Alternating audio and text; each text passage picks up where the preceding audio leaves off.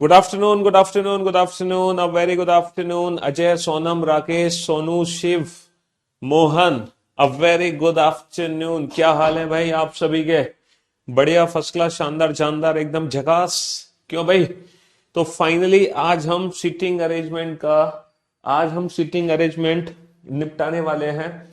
और आज seating arrangement का लास्ट डे है, ठीक है। हाँ जी, हम एडवांस लेवल तक पहुंच चुके हैं सीटिंग अरेंजमेंट में। और आज फाइनली हम सीटिंग अरेंजमेंट को खत्म करने वाले हैं। आज लास्ट डे होगा सीटिंग अरेंजमेंट का, राइट। हाँ जी, ढेर सारे क्वेश्चन हम कर चुके हैं सीटिंग अरेंजमेंट के।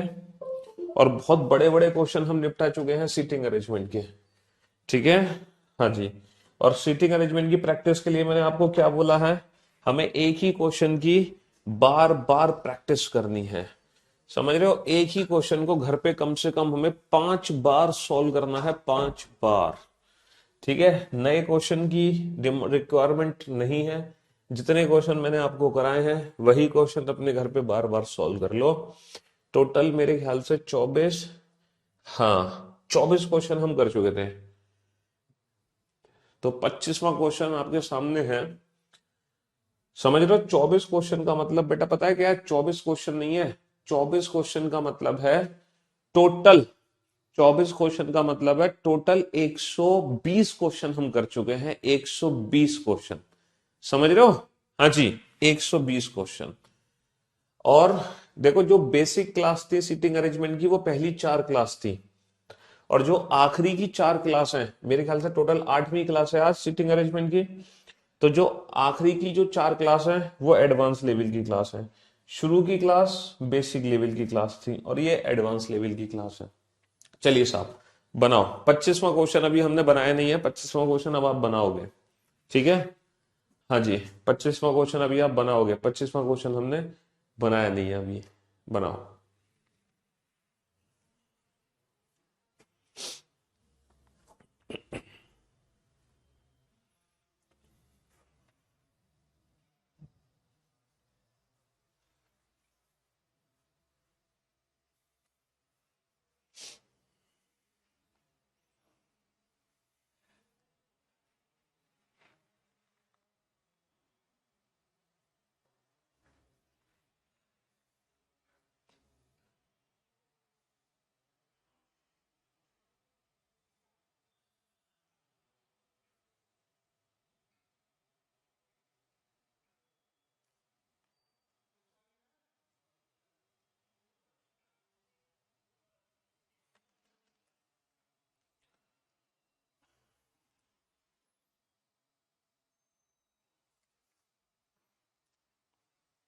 चलिए साहब।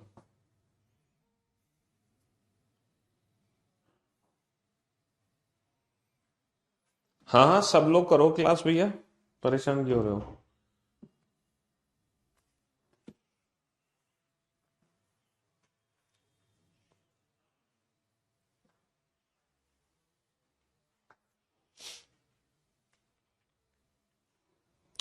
आप डांस भी कमाल करते हैं, बहुत मस्त। बेटा सिर्फ पढ़ाई पे ध्यान दो, डांस पे नहीं अभी। ठीक है मेरे भाई।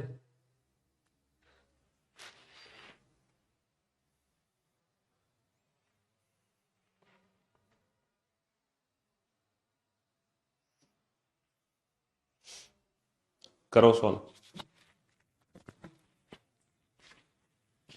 Hello hello.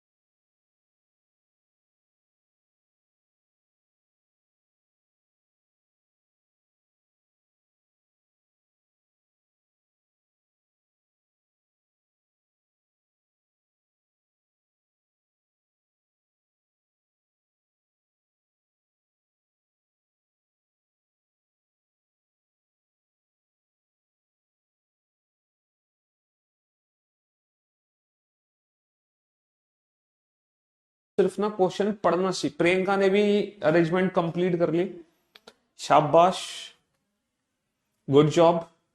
एटलीस्ट आप लोग इस इंफॉर्मेशन को पढ़ना सीखो कि ये इंफॉर्मेशन आपसे क्या कहना चाह रही है। ये जो इंफॉर्मेशन है ना, ये आपसे क्या कहना चाह रहा है, एटलीस्ट आप इसको पढ़ना सीखो, ठीक है। क्वेश्चन सॉल्व कैसे होगा कैसे नहीं होगा वो तो बात की बात है, आप लोग इंफॉर्मेशन को पढ़ना सीखो और समझना सीखो। अब चलिए एक सॉल्व करते हैं इस क्वेश्चन को। ये क्वेश्चन कैसे डील करना है हमें। 8 Nainika, Virat, Vani, Vaibhav, Nakul, Viji, Namit and Naresh are sitting around a square table. 4 of them are facing towards the center while 4 of them are facing outside, but not necessarily in the same order. भैया एक स्क्वायर टेबल हमें बनानी पड़ेगी। एक स्क्वायर टेबल हम बना लेते हैं, स्क्वायर टेबल जिसमें 8 लोग बैठे हैं, 4 लोगों का फेस सेंटर में है, 4 लोगों का फेस सेंटर से बाहर है। हमें नहीं पता किसका फेस सेंटर में किसका फेस सेंटर से बाहर है, ठीक है। Vaibhav sits fourth to the right of the Naresh. Vaibhav Naresh के फोर्थ राइट में है, वैभव नरेश के फोर्थ राइट में। हमें नहीं पता वैभव और नरेश का फेस कहाँ है और इनको कहाँ बैठाना है, तो ये हिंट है। इस हिंट को मैं बाद पहले लिख लेता हूं। Vaibhav sits fourth to the right of Naresh, Vaibhav sits fourth to the right of Naresh. Vani, अच्छा वी से वैभव और वानी दोनों हैं, तो ये हिंट हम लिख लेंगे। Vani sitting immediately right of Vaibhav, only 1 person sitting, Namit and Vaibhav, and both are facing the same direction. Namit and Vaibhav both are facing the same direction. Namit sit 4 to the right of Viji who doesn't sit in the middle of the table. यहां से हम question बना सकते हैं क्योंकि जो definite point हमें मिलेगा, काजल गुड जॉब, जो डेफिनेट पॉइंट हमें मिलेगा वो यहां से मिलेगा। Namit sits 4 to the right of Viji who doesn't sit in the middle of the table and Viji is not, अच्छा तो बेटा ये जो and Viji is not a neighbor of Naresh and face towards the center। देखो जो विजी है ना, who doesn't sit in the middle of the table, जो विजी है वो बीच में कहीं नहीं बैठी, वो कॉर्नर पे बैठी है। और विजी का जो फेस है वो सेंटर की तरफ है, विजी का जो फेस है वो सेंटर की तरफ है। मेरे ख्याल से 4% कॉर्नर पे बैठे हैं, 4% मिड में बैठे हैं, 4% कॉर्नर पर है, 4% मिड में है, ठीक है। And Namit sit fourth to the right of Vijay, है ना, Namit sits fourth to the right of Vijay. Vijay के फोर्थ राइट पे नमित है, विजय का फेस सेंटर की तरफ है, विजय का फोर्थ राइट की तरफ होगा 1 2 3 4। लेकिन हमें नमित का फेस बिल्कुल भी नहीं पता कि नमित का फेस कहाँ है, हमें नमित का फेस नहीं पता, है ना। Namit sits 4 to the right of Vijay who doesn't sit in the middle of the table. Vijay middle में नहीं है, Vijay is not a neighbour of Naresh, Vijay Naresh का इमीडिएट नेबर नहीं है। नरेश को ना तो मैं यहां बैठा सकता और ना ही मैं नरेश को यहां बैठा सकता, ठीक है। चलिए अब एक काम करते हैं, ऊपर जो विजय और नमित से रिलेटेड पॉइंट है उनको पढ़ लेते हैं। Vaibhav sits fourth to the right of Naresh.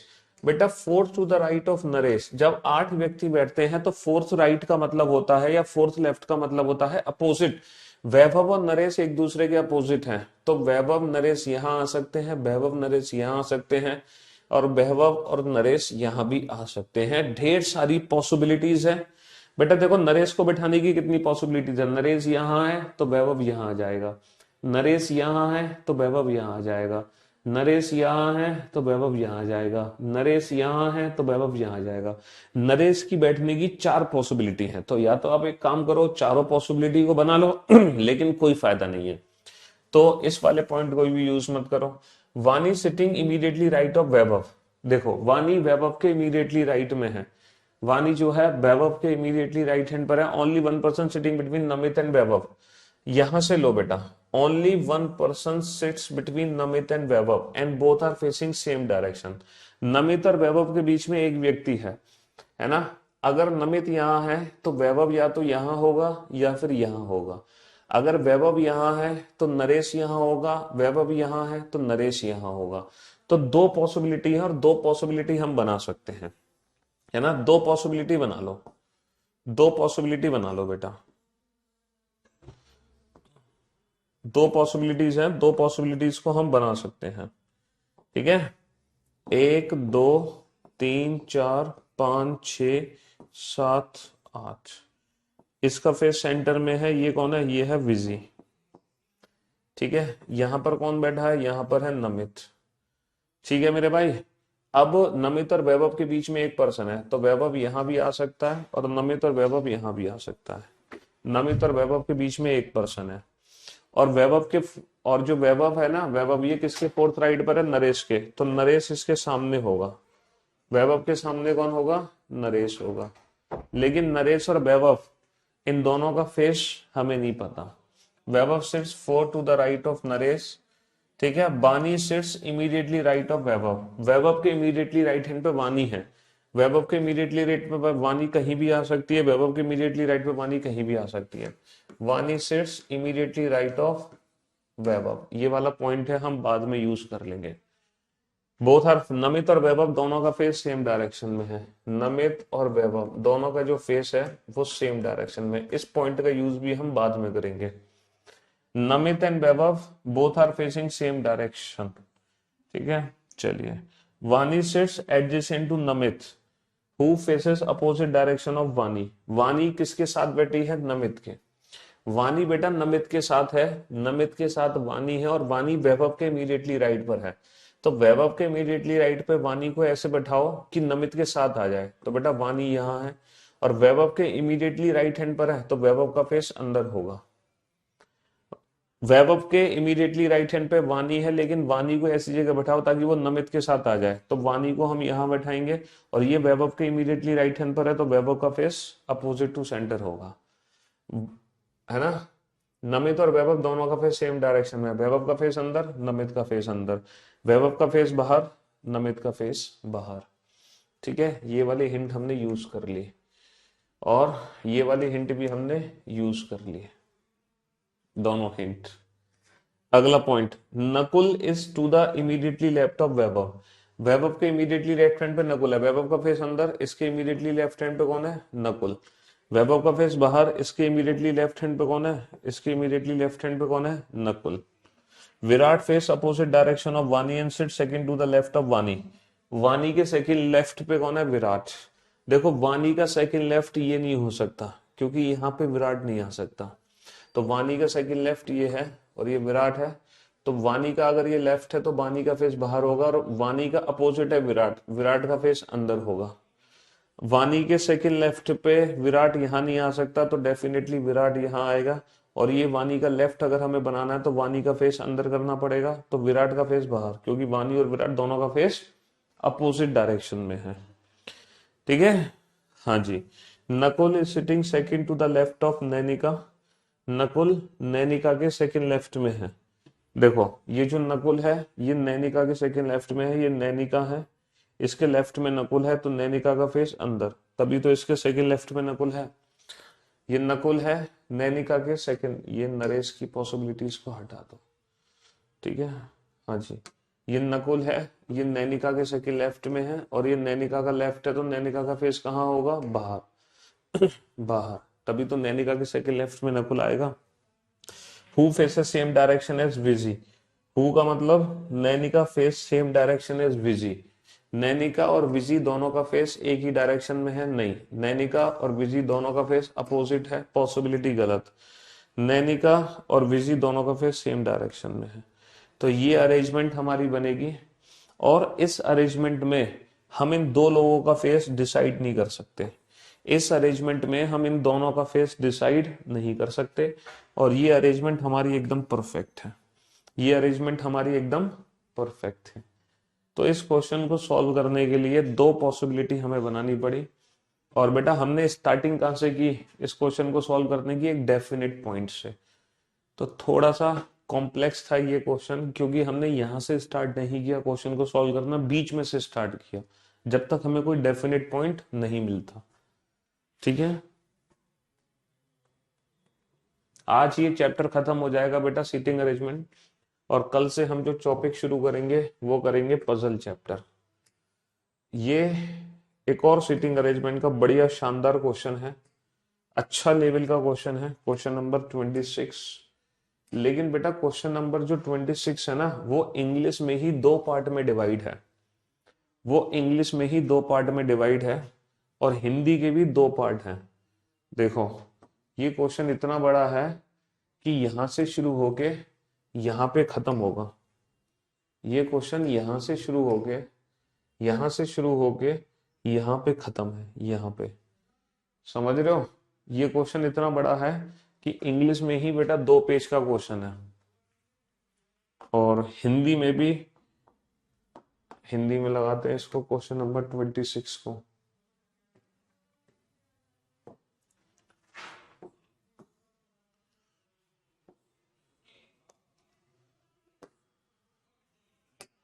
पहला पेज और दूसरा पेज, ये है कोडेड सीटिंग अरेंजमेंट।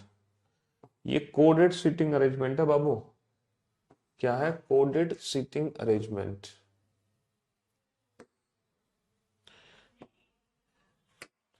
देख रहे हो कितना बड़ा क्वेश्चन है ये बेटा। ये बैंक पीओ मेंस लेवल के क्वेश्चन है, ठीक है? ये खतरनाक लेवल के क्वेश्चन है। जिन बच्चों ने सीटिंग अरेंजमेंट के पुराने लेक्चर अटेंड नहीं किए, उन बच्चों को आज का लेक्चर देखने की कोई आवश्यकता नहीं है। सीटिंग अरेंजमेंट के जो बेसिक लेक्चर हैं वो पहले 4 लेक्चर हैं। उन पहले 4 लेक्चर के बाद जितने भी लेक्चर हम करा रहे हैं सीटिंग अरेंजमेंट के, वो एडवांस लेवल के लेक्चर हैं, ठीक है? हाँ जी, आपकी मर्जी है इन लेक्चर्स को अटेंड करें या ना करें, लेकिन जो बच्चा बैंक का एग्जाम देगा उन बच्चों को सीटिंग अरेंजमेंट के सारे लेक्चर अटेंड करने हैं। जिनको बैंक का एग्जाम नहीं देना है वो पहले 4 लेक्चर देख सकते हैं, उसके अलावा उनको बाकी के लेक्चर्स की जरूरत नहीं है। लेकिन जो बैंक का पेपर देगा उसको सारे लेक्चर देखने हैं, ठीक है जी? तो ये 5-5 नंबर के क्वेश्चन है, ये 2-2 नंबर के क्वेश्चन नहीं है, 3-3। बता, अगर मान लो 2 नंबर का एक क्वेश्चन आया पेपर में, 3 नंबर का एक क्वेश्चन आया, तो ये 15 नंबर का क्वेश्चन है। अगर, क्योंकि इस इंफॉर्मेशन से रिलेटेड 5 क्वेश्चन पूछे जाएंगे, और अगर एक क्वेश्चन 3 नंबर का आ गया तो 5 तिया 15। एक क्वेश्चन 2 नंबर का है तो 5 दूनी 10। समझ रहे हो?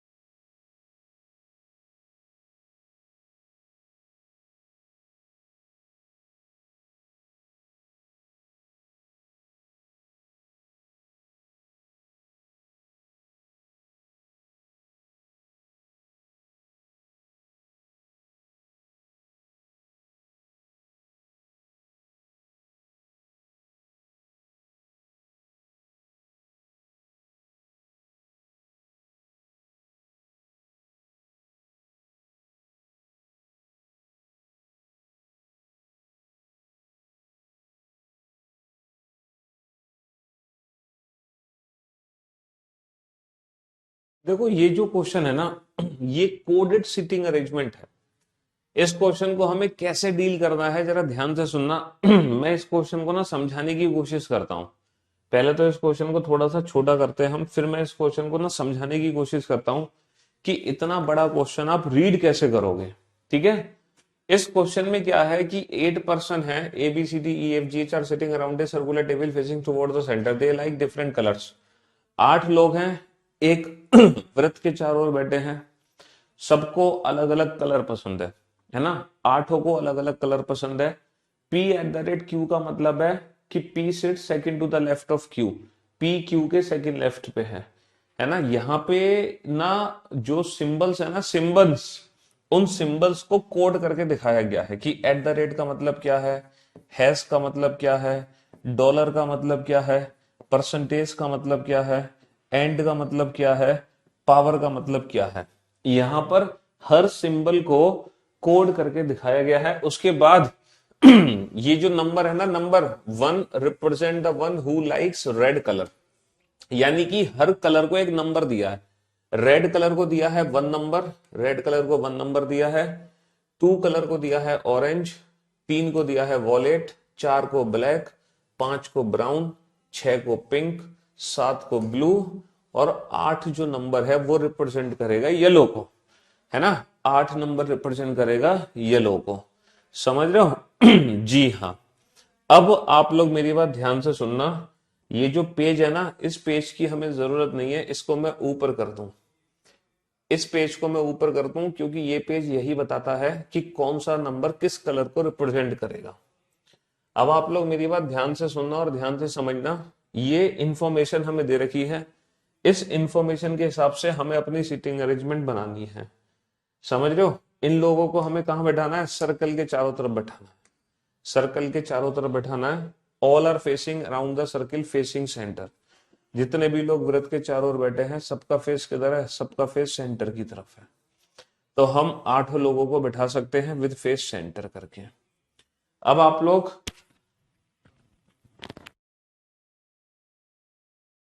लोग मेरी बात ध्यान से सुनना और ध्यान से समझने की कोशिश करना कि सबसे पहले बेटा हम वो वाला पॉइंट पकड़ेंगे जिससे सबसे ज्यादा पर्सन कनेक्टेड है। सबसे पहले हम वो वाला पॉइंट पकड़ते हैं, है ना। देखो हम ये वाला पॉइंट पकड़ लें HEG, क्योंकि यहां पर हम 3 लोगों को एक साथ बैठा देंगे। एंड का मतलब क्या है सर, एंड का मतलब है P P P P and Q का मतलब है P sits third to the left to the right of Q. P sits third to the right of Q, P Q के दाईं ओर तीसरा है।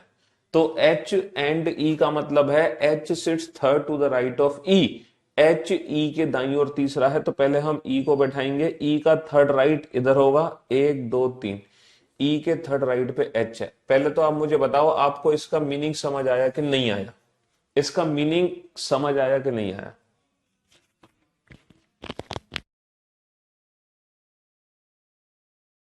एच ई के दाईं ओर तीसरा है, H sits third to the right of E. ये हमने अपने मन से नहीं माना है, H sits third to the right of E. ये इंफॉर्मेशन यहां पे दे रखी है कि एंड को हम पढ़ेंगे P sits third to the right of Q, इसी प्रकार H sits third to the right of E. ठीक है बाबू। अब हम चलते हैं आगे। अब हम पढ़ते हैं बेटा $E $G का मतलब क्या है। एच एंड ई को तो पढ़ लिया, अब हम डॉलर का मतलब पढ़ते हैं। डॉलर, देखो डॉलर का मतलब क्या है, P dollar Q means P is an immediate neighbour of Q. Dollar का मतलब है कि E is an immediate neighbour of G. E किसका इमीडिएट नेबर है, ई जी का इमीडिएट नेबर है। ई किसका इमीडिएट नेबर है, ई जी का इमीडिएट नेबर है। ई किसका इमीडिएट नेबर है, जी का। तो हम एक काम करते हैं, एक और पॉसिबिलिटी बना लेते हैं, क्योंकि इतना खतरनाक क्वेश्चन है, अगर 2 पॉसिबिलिटी नहीं बनाएंगे तो इस क्वेश्चन की इंसल्ट हो जाएगी, समझ रहे हो। ई जी का इमीडिएट नेबर है, तो जी को मैं लेफ्ट में भी बैठा सकता हूं, जी को मैं राइट में भी बैठा सकता हूं। दोनों पॉसिबिलिटी हमने बना ली। अब आप ये देखो, HEG से रिलेटेड कोई पॉइंट है सर, ये रहा C@G, C@G। At the rate का मतलब क्या है सर, एट द रेट का मतलब है P@Q का मतलब है P sits second to the left of Q, P sits second to the left of Q। तो C@G का मतलब है C sits second to the left of G। G के सेकेंड लेफ्ट में कौन है, C। जी के सेकेंड लेफ्ट में कौन है, सी। जी के सेकेंड लेफ्ट में कौन है, सी। अब आप कोई पॉइंट देखो जो HEGC से रिलेटेड हो। HEGC सर, ये रहा B has E, B has E। Has का मतलब क्या है, P has Q means P and Q sitting opposite to each other। देखो हैज का मतलब है B हैज E का मतलब है P और E एक दूसरे के विपरीत बैठे हैं। अगर E यहां पर है तो B यहां पर आएगा, अगर E यहां पर है तो B यहां पर आएगा, है ना, B यहां पर आएगा। चलिए साहब, अब आप और इंफॉर्मेशन पढ़ो जो कि इन्हीं पॉइंट से रिलेटेड हो। सर इन्हीं पॉइंट से रिलेटेड कौन सी इंफॉर्मेशन है? ये रहा, G हैज 4।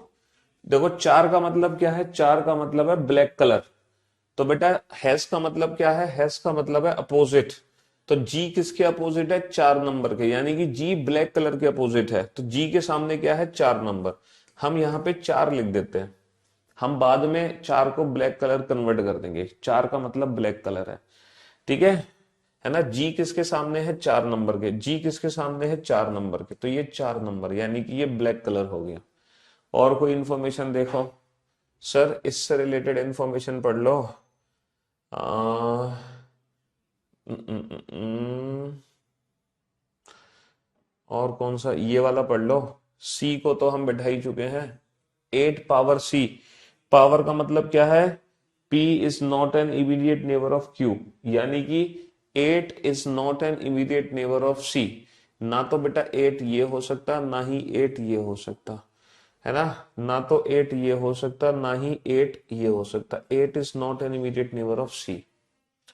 चलिए साहब, और कोई पॉइंट पढ़ो। और कौन सा पॉइंट पढ़े? H वाला पढ़ लो। $3 H। डॉलर का मतलब क्या है? P is an immediate neighbour of Q, तो 3 is an immediate neighbour of H। H का इमीडिएट नेबर 3 है, तो 3 ये भी हो सकता है, 3 ये भी हो सकता है। लेकिन बेटा 3 के सामने क्या है? 3 के सामने 2 है। हैश का मतलब अपोजिट। अगर बेटा 3 ये है तो 3 के सामने 2 ये आएगा, और अगर 3 ये है तो 3 के सामने 2 ये आएगा, है ना। 3 के सामने 2। चलिए, और 2 के सामने क्या आना चाहिए बेटा? हैश का मतलब अपोजिट है, 2 के सामने F आना चाहिए। 3 के सामने 2, 2 के सामने F, इसका मतलब ये है F ही है 3 नंबर। देखो 2 के सामने 3, 2 के सामने F, इसका मतलब F ही है 3 नंबर। तो बेटा जो 3 है वो H का पड़ोसी है, 3 H का पड़ोसी है। 3 के सामने 2 आएगा, है ना, और 2 के सामने F आएगा। H का पड़ोसी 3 नंबर ये नहीं हो सकता, क्योंकि जो 3 नंबर है वो F है, तो ये 3 F नहीं है। इसका मतलब H का पड़ोसी 3 नंबर ये है, H का पड़ोसी है 3 नंबर, और ये 3 नंबर कौन है? 3 नंबर F है ना। और 3 के सामने कौन है? 2। 3 के सामने कौन है? 2। तो ये 2 नंबर हो गया, ठीक है बाबू। हाँ जी, चलिए साहब, H के साथ H का पड़ोसी 3 बेटा ये नहीं हो सकता, क्योंकि 3 है F। H का पड़ोसी 3 ये नहीं हो सकता, ये 3 है और ये F है, और F के सामने क्या है? F के सामने है 2 नंबर, ये है 2 नंबर, ठीक है, ये है 2 नंबर। चलिए साहब, तो ये वाला पॉइंट भी हो गया, ये वाला पॉइंट भी हो गया, ये वाला, ये तीनों पॉइंट हमने एक साथ किए हैं। ये तीनों पॉइंट हमने एक साथ पढ़े हैं। ये तीनों पॉइंट हमने एक साथ पढ़े हैं, एक साथ। अब हम पढ़ते हैं बेटा, अब हम पढ़ते हैं कौन सा पॉइंट। अच्छा, पर्सन बचे हैं बैठने को अभी तो बहुत सारे। कितने पॉइंट बच गए? ये पढ़ते हैं ए परसेंटेज 6, लेकिन अभी हम 6 को बैठा नहीं पा रहे। ए परसेंटेज 6, परसेंटेज का मतलब क्या है? P sits third to the left of Q, P sits third to the left of Q, तो A sits third to the left of 6। 6 के थर्ड लेफ्ट में A है, 6 के थर्ड लेफ्ट में A है। बेटा मैं 6 इसको नहीं बना सकता, इसके थर्ड लेफ्ट में A नहीं आ सकता। मैं 6 इसको नहीं बना सकता, इसके थर्ड लेफ्ट में A नहीं आ सकता। मैं 6 इसको नहीं बना सकता, इसके थर्ड लेफ्ट में A नहीं आ सकता। मैं 6 इसको नहीं बना सकता, इसके थर्ड लेफ्ट में A नहीं आ सकता। मैं 6 इसको बना सकता हूँ, इसके थर्ड लेफ्ट में A आ जाएगा। मैं 6 इसको नहीं बना सकता, मैं 6 इसको नहीं बना सकता, इसको बना सकता हूँ, इसके थर्ड लेफ्ट में A आ जाएगा। समझ रहे हो? तो 6 बेटा ये भी हो सकता है, इसके थर्ड लेफ्ट में A आ जाएगा। और जो 6 है वो ये भी हो सकता है, इसके थर्ड लेफ्ट में A आ जाएगा। तो 6 की दो पॉसिबिलिटी है, 6 और A की दो पॉसिबिलिटी है, 6 और A की दो पॉसिबिलिटी हैं, 6 और ए की दो पॉसिबिलिटी हैं। चलिए साहब, 6 और ए की दो पॉसिबिलिटी हैं। चलिए यहां देखना, मैं 6 इसको बना सकता हूं, इसके थर्ड लेफ्ट में ए आ जाएगा। मैं 6 इसको नहीं बना सकता, इसको नहीं, इसको नहीं, इसको नहीं, इसको भी नहीं, इसको भी नहीं, इसको भी नहीं, इसको बना सकते हैं। यहां भी 6 की दो पॉसिबिलिटी है। 6 के थर्ड लेफ्ट में ए यहां भी आ सकता है, 6 के थर्ड लेफ्ट में ए यहां भी आ सकता है। यहां भी 6 की दो दो पॉसिबिलिटी है। तो बेटा ये तो गड़बड़ है। हम एक काम करते हैं, ये वाला पॉइंट नहीं बढ़ते, 6 वाला, इस वाले पॉइंट को हटा दो। हम एक काम करते हैं, हाँ हम एक काम करते हैं, हम ये दो पॉइंट एक साथ पढ़ते हैं, ये वाले, ये दो पॉइंट हम एक साथ पढ़ते हैं, है ना। हैज का मतलब है बेटा 7 किसके सामने है, 7 5 के सामने है। हैज का मतलब है 7 के सामने 5 है, और एट द रेट का मतलब क्या है, एट द रेट का मतलब है P sit second to the left of Q, तो 1 is second to the left of 7। इन दोनों के एक साथ पढ़ो। 1 जो है 7 के सेकंड लेफ्ट पे होना चाहिए, 7 के सामने 5 होना चाहिए। बेटा 7 को मैं यहां नहीं बैठा सकता, क्योंकि 7 के सेकंड लेफ्ट में 1 नहीं आ सकता।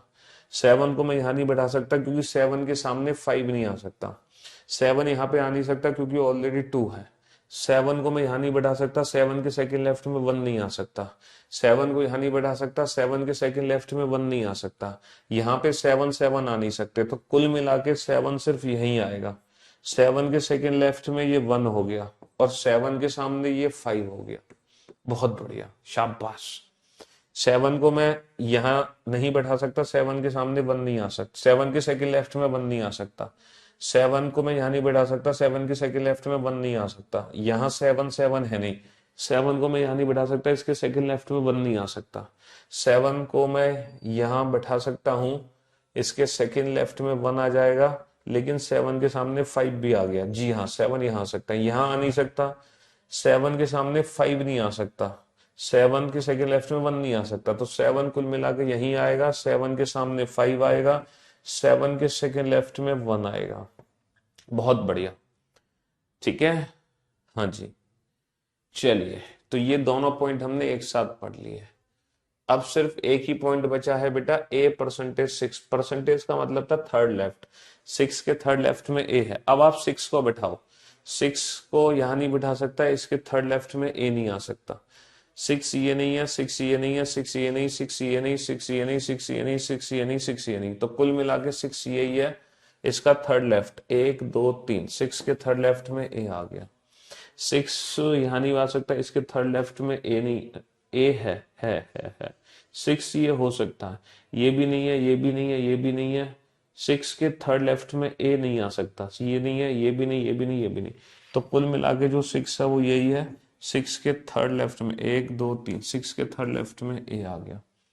6 के थर्ड लेफ्ट में ए आ गया। अच्छा, पर्सन कौन बचा बैठने को, पर्सन कौन बचा बैठने को बेटा, ए बी सी डी, तो ये डी है। पर्सन कौन बचा बैठने को, डी, तो ये डी है।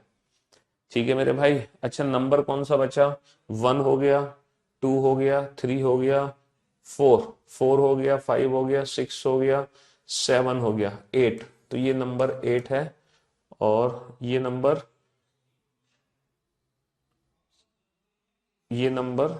8 है, ठीक है। 8 सी का इमीडिएट नेबर नहीं है, तो भाई साहब सी का इमीडिएट नेबर 8 कहीं भी नहीं है। And for your kind information, इस क्वेश्चन के बेटा दोनों ही पॉसिबिलिटी सही है। पहली बार हमने एक ऐसा क्वेश्चन किया जिसके दो आंसर बने हैं, पहली बार हमने एक ऐसा क्वेश्चन किया जिसके दो आंसर बने हैं, और ये दोनों ही आंसर सही है। इन दोनों में से कोई भी आंसर गलत नहीं है ना। ये दोनों ही पॉसिबिलिटीज हमारी सही है, दोनों की दोनों, ये दोनों आंसर सही है। अब जो भी क्वेश्चन पूछा जाएगा, हम इन दोनों पॉसिबिलिटीज के हिसाब से आंसर देंगे। जैसे हमसे पूछा है हु आर द, है ना, who sits between C and, who is second to the left of सी।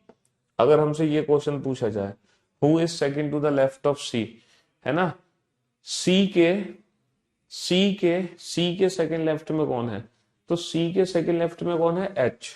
सी के सेकंड लेफ्ट में कौन है, ए। तो यहां से तो एच है, यहां से ए है, तो हम आंसर देंगे इधर एच और A. Who is second to the left of C, इधर एच और ए। तो इस क्वेश्चन के दो आंसर हैं। बहुत ही खतरनाक लेवल का क्वेश्चन था, है ना, एकदम एक्सट्रीम एडवांस लेवल का क्वेश्चन, समझ रहे हो। इतना बड़ा क्वेश्चन है ये, इतना बड़ा क्वेश्चन है जो हमने सॉल्व किया। घर पे आप इसी क्वेश्चन को कम से कम बेटा कितनी बार सॉल्व करना, 8 बार। इसी क्वेश्चन को, एक ही क्वेश्चन को आप कम से कम 8 बार सॉल्व करना, एक ही सिंगल क्वेश्चन को, ठीक है। तब आएगा असली मजा, जब आप एक ही क्वेश्चन को बार बार बार बार बार बार सॉल्व करोगे। सीटिंग अरेंजमेंट में हमें नए क्वेश्चंस की रिक्वायरमेंट नहीं है।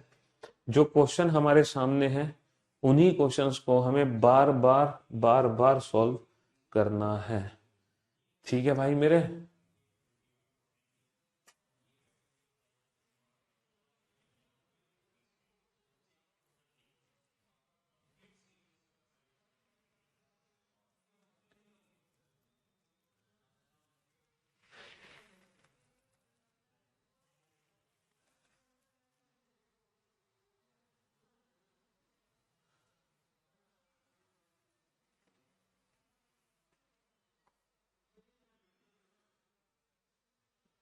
चलिए साहब,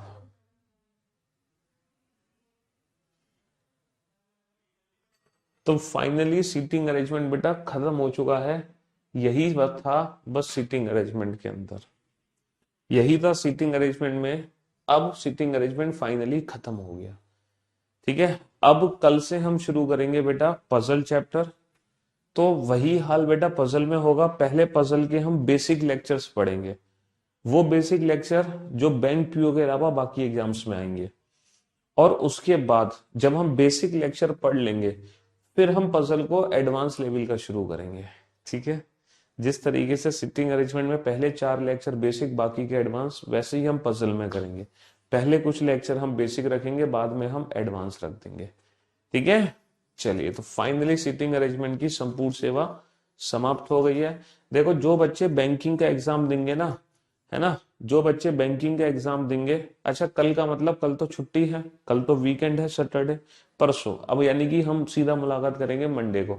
तो मैं आप लोगों से क्या कह रहा था कि जो बच्चे बैंक का पेपर देंगे, तो जब आप बैंक का पेपर दोगे तो बैंकिंग एग्जाम्स में सिटिंग अरेंजमेंट और पजल, ये दो ऐसे टॉपिक हैं जिनको हमें सबसे लास्ट में अटेम्प्ट करना है, सबसे लास्ट में।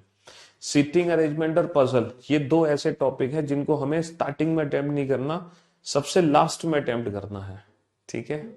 भले ही आपके एग्जाम में 35 में से 25 क्वेश्चन सीटिंग अरेंजमेंट पजल के हैं, कोई बात नहीं। पहले आप बाकी के 10 क्वेश्चन करो, फिर आप सीटिंग अरेंजमेंट और पजल को अटेम्प्ट करो। बैंक पीओ वाले बच्चों के लिए ये सजेशन है। बैंक पीओ के अलावा बाकी जो बच्चे हैं वो तो लाइन से सारे क्वेश्चन अटेम्प्ट करते हैं, ठीक है। चलिए, तो शुक्रिया, thank you so much, thanks a lot, good bye, love you all, take care, धन्यवाद, टाटा, bye bye, good bye, love you all.